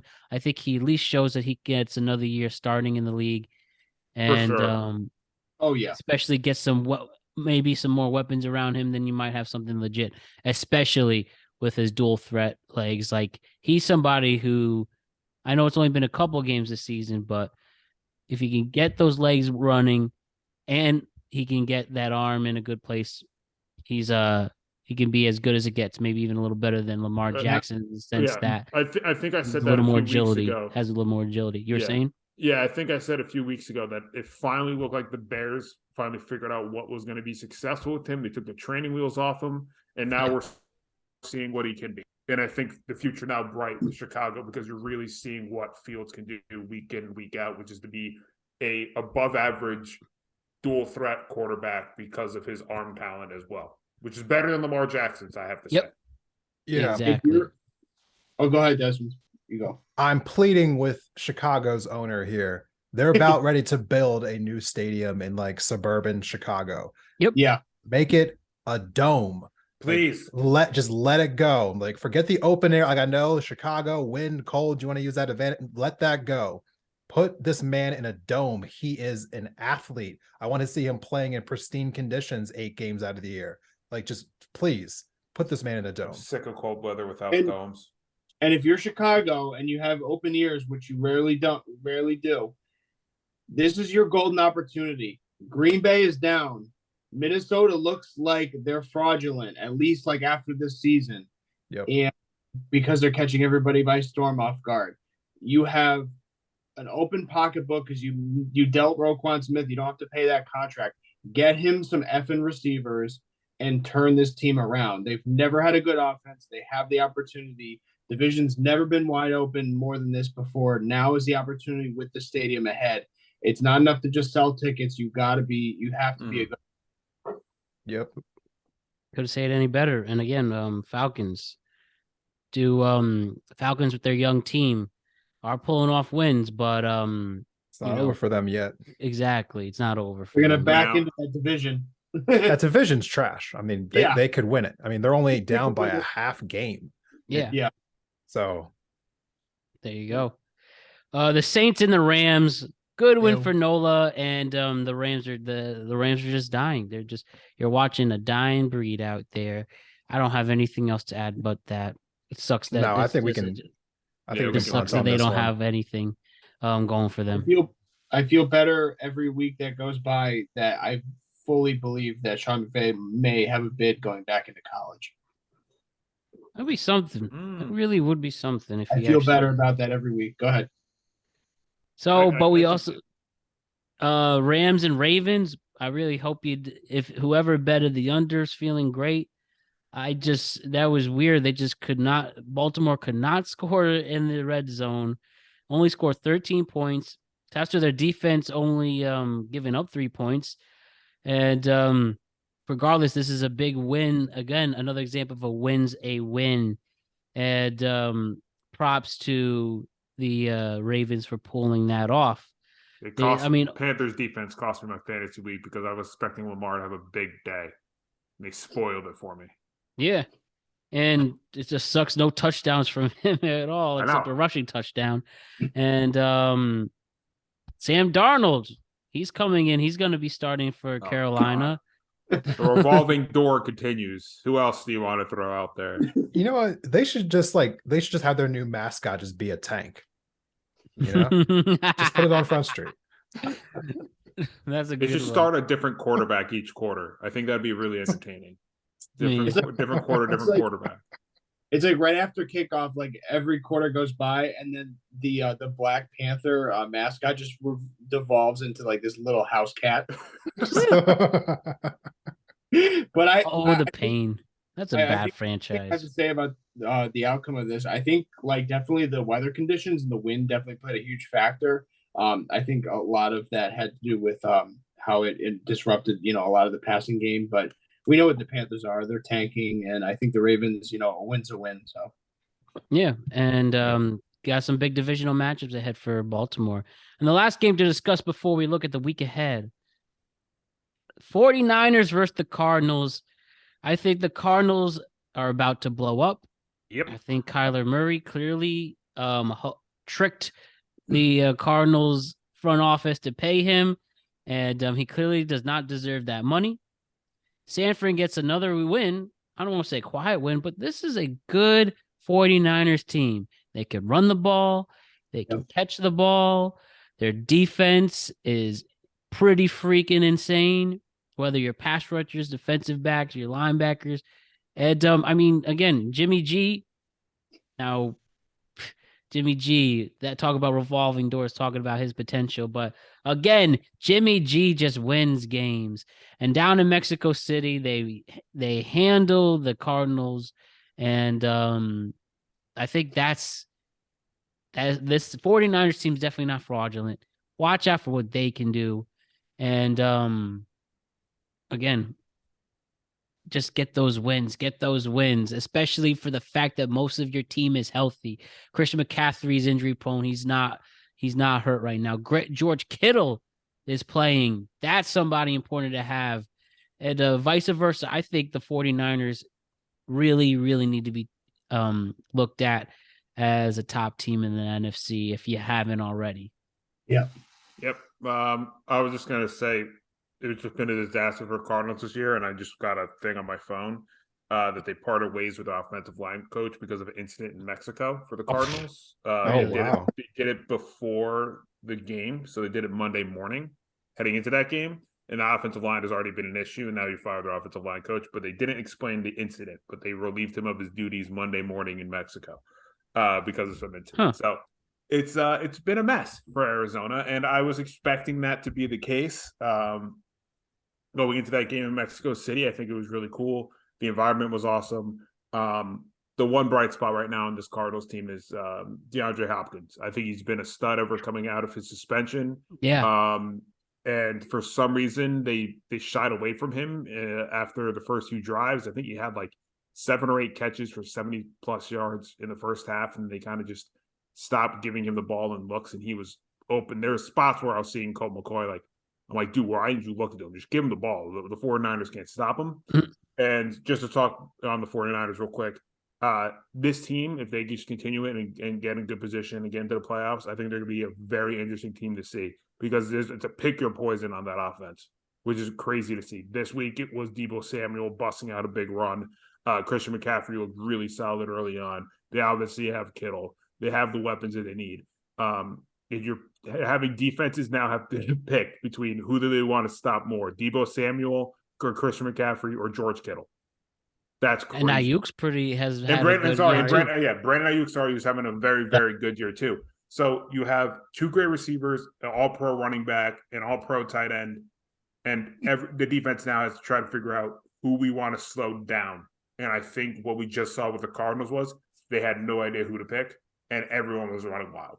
And that team is already a disaster, with Murray and everything going on right now. Like I said, the only bright spot's DeAndre Hopkins, but this 49ers team is something to look out for. They're a very, very good team, top to bottom. And this offense is only getting better and better every week. Yeah, Cliff Kingsbury definitely is going to be fired at the end of the year. I think there's a little bit of overhyping going on with the 49ers. I do think they're a scary team. The schedule favors them incredibly. They don't have to leave the Pacific time zone for the rest of the year. That's incredible how that worked out for them.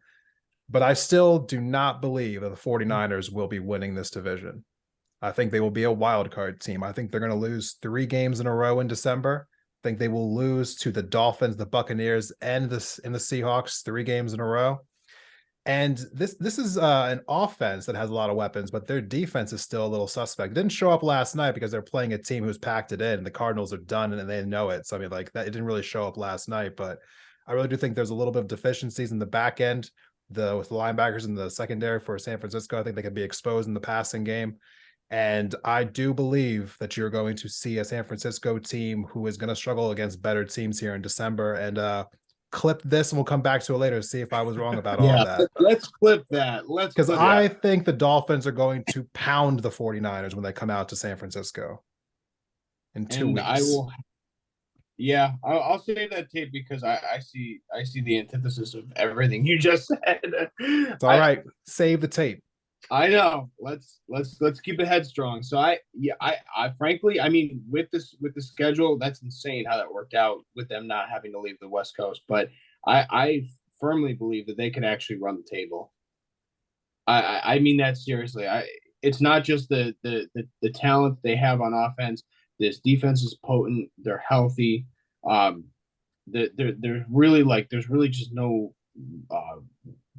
weak link with this team, and I think that every week that goes by, with Shanahan and Garoppolo getting that continuity back, I think that as long as Garoppolo can stay out of his own way, and it's a huge caveat, but he just has too much talent to fail, and I think that with the schedule favoring them so tremendously, I think that they're gonna well exceed past Seattle for that division. I don't think that's even up for debate anymore. But again, we can come back to this as well, this tape. But I think that ultimately, the sky's the limit with this team. I think they're kind of like a 2-horse race right now with Philadelphia for the NFC. I mean, I think the Chiefs exposed the hell out of their defense a few weeks ago. And I think you're going to see teams who have great offenses being able to do that to them when we get a little bit closer in December. But, we'll come back to it. We'll come back to it.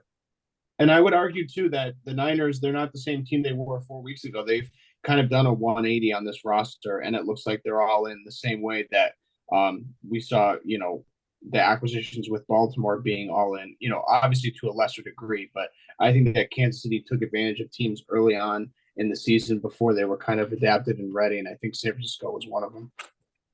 My only pushback would be that the teams they faced since then have weak offenses. The Rams offense is atrocious. The Cardinals didn't even have their starting quarterback last night, and the Chargers have half a quarterback on the field. Totally fair.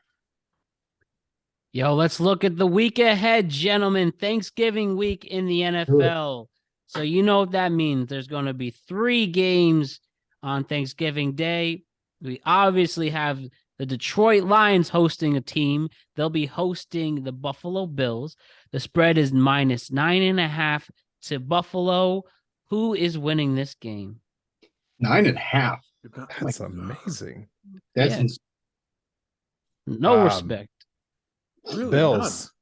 Bills. Sorry. I just don't see the Lions finding a way to win this game. Yeah. I have the Bills too, but again, you guys all know me. Anything over 9, I really don't That's like for insane. some reason. And That's just high. what we saw what the Lions just did against the Giants, which I'm going to say their defense, I know got banged up, but their defense is pretty solid. And their offense is pretty decent. I could see them covering the 9. I really can. The 9.5. I could Especially see with their Bills are gonna offense.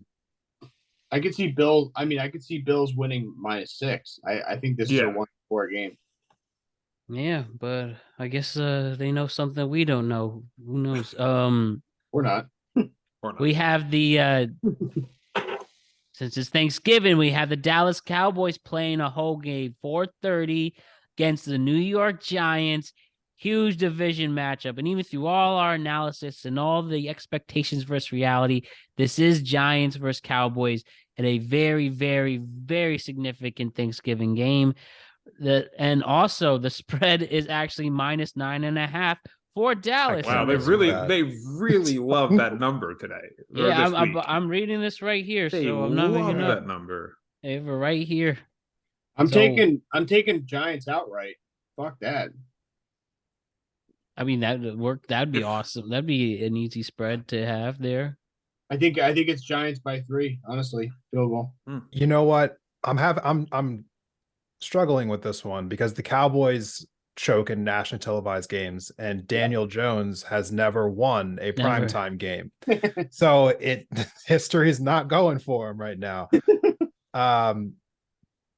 I think the Cowboys wither when the lights are really bright and everyone's watching them. And the Giants are not a weak team. And I think that I think the Cowboys will kind of like wither a little bit when the adversity hits them in the second half, because I think this is going to be a close game. I think it's going to be a low scoring game.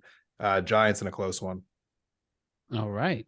I like that. You guys would know me. I'm never going to root against the Giants. I think that first matchup at MetLife, I was there, was awesome. I think it was a battle. I think this one's going to be a battle. I think the spread's too big. I'm going to go with the Giants. I know these games are on Fox. I would especially pick the Giants if it was a CBS game and Tony Romo was in the building, because he would have given the bad juju of every big moment against the Giants. He always crumbled. But it's a Fox game. But I'm still going to go with the Giants. I think it's going to be a close one. I know I've been pessimistic earlier on in the show. I think the Giants do well when their backs are against the wall. I think they prove it again this week. I think it's going to be a close one. I think probably by a field goal, I'm going with the Giants. I'm going to go with Big Blue as well. I think they can pull it off. I think, Dallas was able to get their big win against Minnesota. But I think the Giants, even with their injuries, they can snap out of it. And they can really make a push for a victory. New England plays Minnesota. Actually, a pretty interesting game on Thanksgiving evening. Minnesota opens at -2.5. So could go either way with this one. There goes the streak. I thought you were going to say -9.5. No 9.5 on this one, but I think Bill Belichick will be prepared for this. I think the Kirk Cousins primetime curse will continue. And I think after Thanksgiving, you're going to look at the Patriots a lot differently. Even though Mac Jones has a lot of questions as the quarterback, the Patriots, at least defensively, can have some momentum, and we'll see what they go with there. I got the Vikings by 2 touchdowns. I think Kirk Cousins breaks the primetime curse. And I think that's largely due to the fact that the Patriots have no offense. Mac Jones is not a good quarterback. The Patriots have no offense. I think the Vikings are embarrassed by what happened last week. They're at home. That home field advantage is real. And I think they're going to bounce back hard. I think they embarrass the Patriots. See, your reasoning is exceptional and it's on point, and it's everything. All the data points to all of it. But the only thing more real than that is Kirk Cousins floundering in prime time. It's more real than anything real. Beyond any analysis, that's so you're picking the Patriots then? Pure Yeah, sadly, yes. Pure fate. Yeah. I'm going Vikings. I don't think it's going to be 2 touchdowns. But Vikings offensive coordinator, if you're hearing me, can you just hand the ball off to Dalvin Cook a little bit more, please, this week? Please, and let them just destroy time of possession. The Patriots had to win on a walk-off, kickoff return or punt return against the Jets. Okay. I have no faith in the Patriots that they had to win off a punt return touchdown against the Jets that were going negative yards in the second half of that game. Okay. So I think the Vikings are a better team on paper. I just need Dalvin Cook to just dominate them and feast. I know, bad joke. Haha, Thanksgiving. But he needs to do that against the Patriots and the defense. I have the Vikings this week. All right. So that'll complete the Thanksgiving games. We'll go back on Sunday the 27th with Tampa Bay returning. They're playing Cleveland. Tampa opens at -3.5. They are on the road for this one. Tom Brady going to continue his winning streak of being since his divorce. I think he will. He will go. I think he will be 3-0 post divorce, and we'll hear his who he's dating next at the same time. Life is just going to change for the better for him. It's 2 wins. He's not going on like an 8-game win streak. I'll keep it going until that loss. Until that loss. Oh my god. He is undefeated since losing his wife. Giselle's undefeated too. Who is? Giselle's undefeated too. So. Oh yes, in like with the Juju Master or whatever. Antonio Brown. Yeah.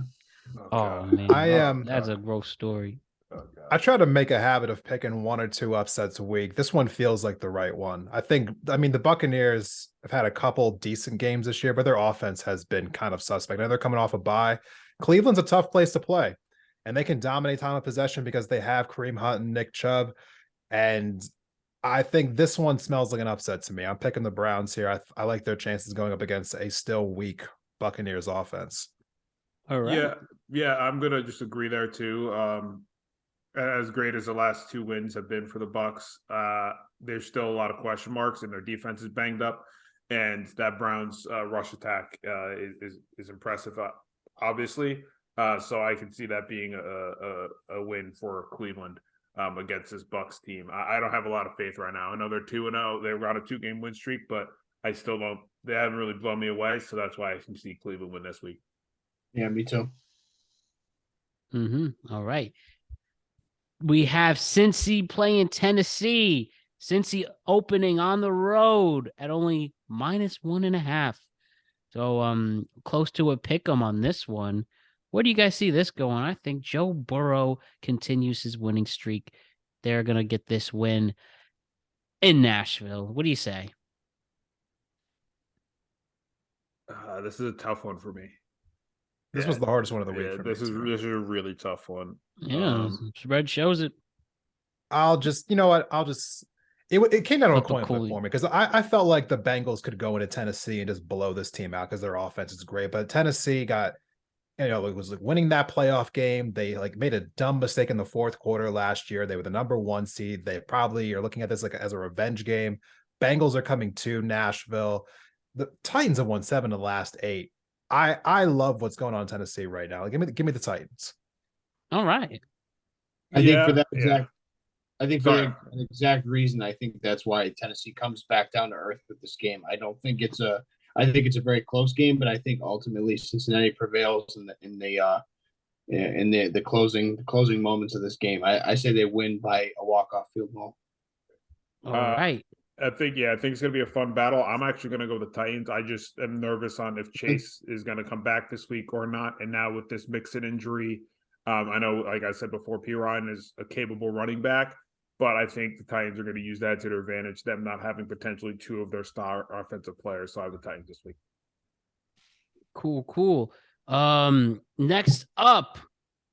Wait, sorry, my thing switched on me like Brian's computer. Just kidding.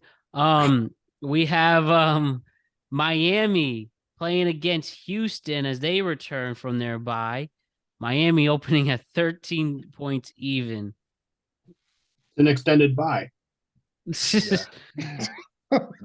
Yeah. You're not wrong, Alex. Hey, You're man, not. Alex, we'll clip that though if for some reason. Save it.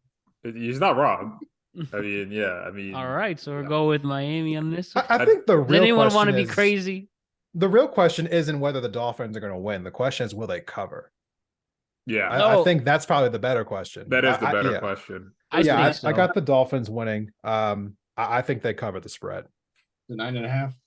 13. 13, actually. What's the over under on that too? If it's at 13, what's the over? 46. 46. Yep, exactly. Yeah. Ooh, that's tough. I say the Dolphins cover. I don't know if they go over 46, but I think I can see them winning by 2 touchdowns, or the combined score being over. Miami 43-3. I got you. That would be sweet. So we have the Bears versus the Jets. The Bears are 4.5-point underdogs in this one. They go down to MetLife, and once again, the most important game of the season for the Jets.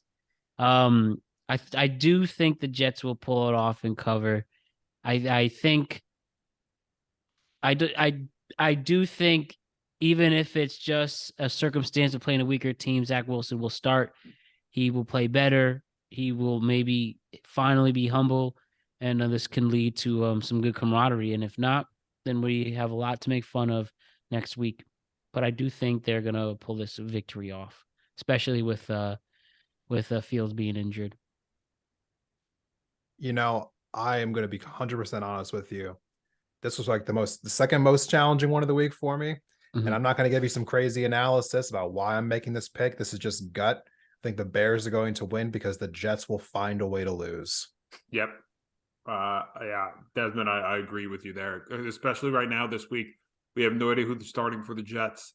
There's a lot of, it seems like, stuff happening in the locker room, and I think they're just going to somehow find their way to lose like they did against New England. So I could see the Bears finding a way to win that one, even without Fields. They obviously have a good running back, Dave Montgomery. So. That'd be a mess. That'd be a real mess for the franchise as a whole. It would. Yeah. Is he officially ruled out for Sunday? Not sure. The coach said day to day, but everyone doesn't know what the severity of this shoulder injury is. So if last week didn't injure him and put him on the sidelines for this week, definitely playing at MetLife will. There's probably a good chance of that. I'm not wishing anything on him, but I think this is going to be a competitive game just by virtue of there's just kind of two teams at a crossroads coming from both ends of the perspective of the line here. I think that the Jets, this is kind of their moment. They either seize it or their season's kind of going the wrong way. And I think the Bears, like, they could really pull a surprise here. Who knows? So I think this is going to be a great game. If I had to gun to my head, I would probably say the Jets, but I don't feel confident in it. Atlanta and Washington. Washington opening at 4 points. I think the Commanders are going to continue their winning ways. Yeah, I agree. I don't know why Desmond has the hype in the Falcons. I'm not buying in that stock. I'm we've gotten a lot of internet life. I'm going with the Commanders in this one.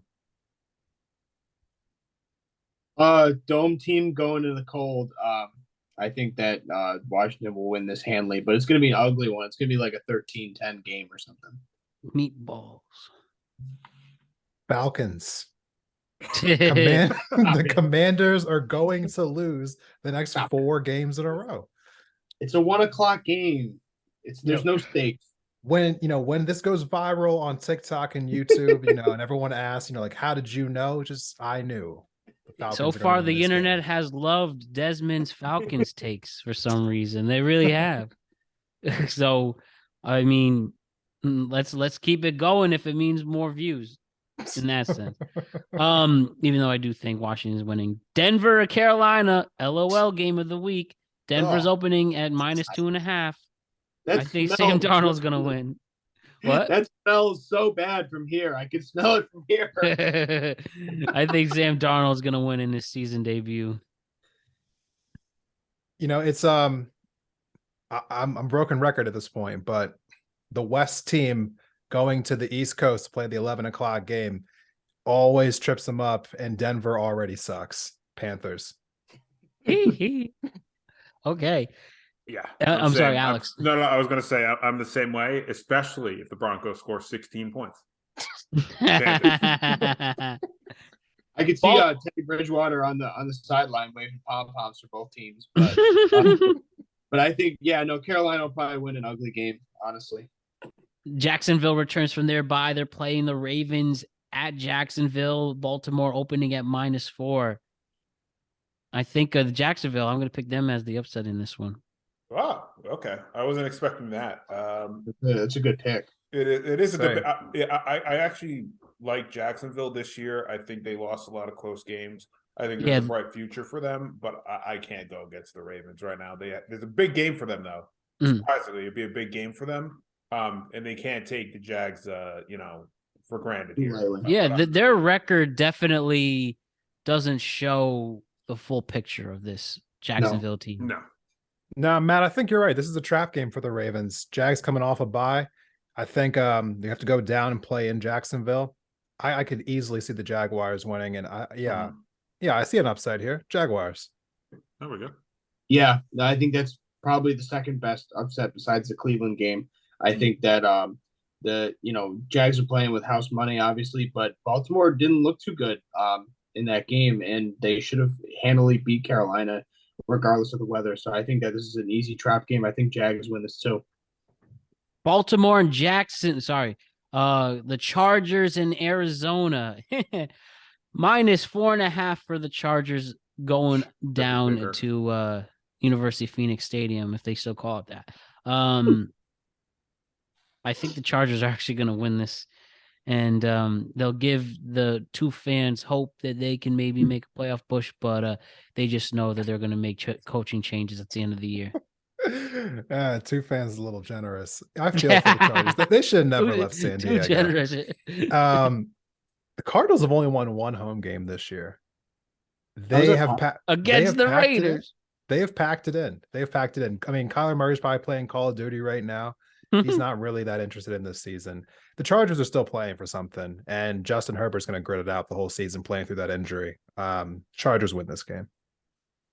Yep, I agree here. Just especially seeing Monday night, this Arizona team is just a mess. So I got Chargers in this one.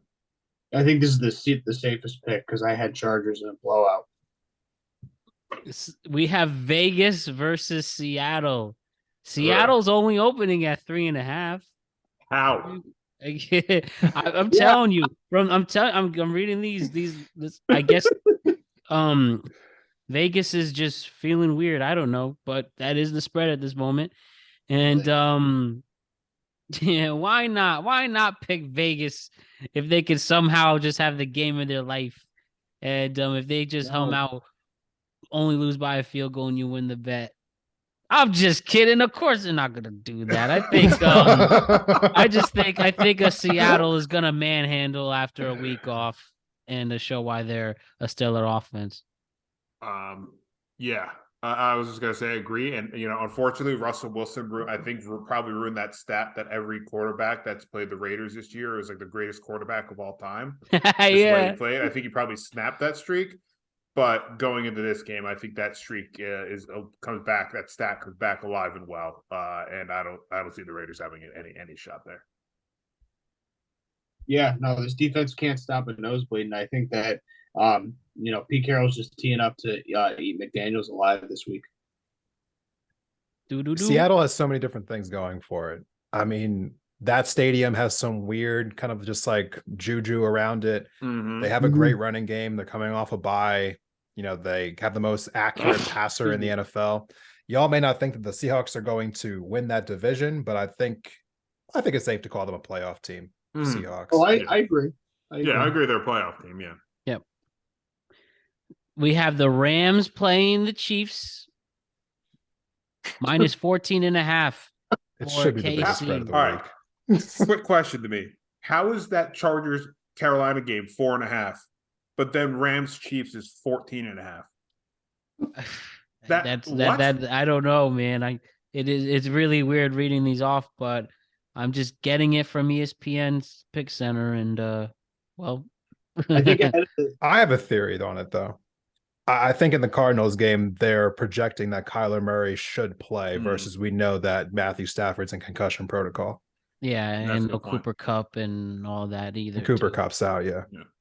I think the Chiefs, but they never cover. So.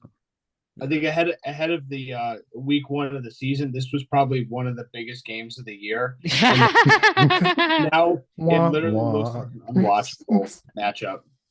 I think 425 as well. They got to flex that. Shockingly, I think it might be the weakest of the 4 o'clock window. You can argue that. There's some ugly matchups in this. There's some one. ugly matchups for sure, but it might be the weakest of them if you look at it. It's 100% the weakest of them. I'd be surprised if the Rams even score 10 points. Oh yeah. Yeah. Would you pick the cover, even though the Chiefs are notorious? At least the No. Patrick Mahomes Chiefs No. have been notorious for not covering. 14.5 is such a high number. Look at the Swiss cheese offensive line that the Rams have. If you have Spagnuolo's defense at home, they're gonna eat them alive. You know, I think the Chiefs have a hard time like performing in some of these primetime games as well. I think it being a 2:00 game, I think it's going to benefit them. I'm taking the Chiefs to cover and for the over. Okay. Hear that. New Orleans is playing San Francisco at San Francisco -9 for this one. San Francisco's obviously going to win this. Yeah, for sure. Yeah, Niners. Easy. Saints All are right. trash. This is going to be fun one. Green Bay. Oh, sorry, Alex Ranniello. I'm No, sure you agree. That's gonna be a blowout. Green Bay versus Philly. Philly opens at 7 points. They're playing at Philly Sunday night. Desmond, you had some words about this game before. So having said that, though, can Philly truly put the nail in the coffin for this Packers season? And I guess they could go 9-8, but pretty much put the nail in the coffin for real. I mean, I'm biased, guys. I mean, like if we're looking for objectivity with the Eagles, you're not going to get it. If the Eagles were 1-9, I'd pick them. So I mean, I'm taking the Eagles, but I don't think this is going to. I think 7 points is a little much. I think the Packers keep this game close. I think that they're going to make the Eagles sweat a little bit. Mm-hmm. Yeah, I agree there too. I think just the Packers offense seems to be kind of clicking. It's their defense that's letting them down right now. So I think they can keep it close against this Eagles team, but I'm going Eagles with this one too. I think the Eagles win this game one possession as well. I think it's actually the defense that seals it for them. I think that this secondary is stellar. I think they're gonna expose Rodgers a little bit in primetime. And the final game for Monday night. Oh God, I just saw that for the first time. Oh, I want to throw up. Oh my God. Oh God, I want to throw up. You know what? I'll give you a quick surprise after this to end on a positive note. But we do have the Steelers and the Colts. Steelers opening at -2.5 on Monday night. Where's this going? I'm going to go with Yeah, exactly. Don't even record this. Don't even put it in the archive. Just skip it. Whoever has to record the game, just forget to hit the button. Is this game worse or better than Denver and Carolina? I think at least it's interesting to see what Jeff Saturday can do. I say this game's better just from star power. I think at least one of the teams has an offense. Yeah. All right. Well, let's end this on a positive note. We're gonna go college football for this. I wanted to pick the Steelers though, just so we have it on record. Okay. I'll go Colts just because. I'm going with the Colts too. I mean, they almost beat the Eagles last week. I'll take Pittsburgh in the upset. Quick thing. What do you guys think? Michigan versus Ohio State, which can definitely, set the tone for the college football playoff right here. We have Ohio State opening at -7.5. Accurate. Yeah, that's the game I picked from my Pick'em League this year. I do not year this week. I do like a bonus college game every week. Expect a blowout. I think Michigan is probably like the worst 11-0 team I've ever seen. I think they're going to go down there and get wrecked by Ohio State. Jim Harbaugh's had a hard time beating this Ohio State team. Last year was a good story with Michigan. I'm a big Georgia fan, as you guys know. We destroyed them on our way to the title.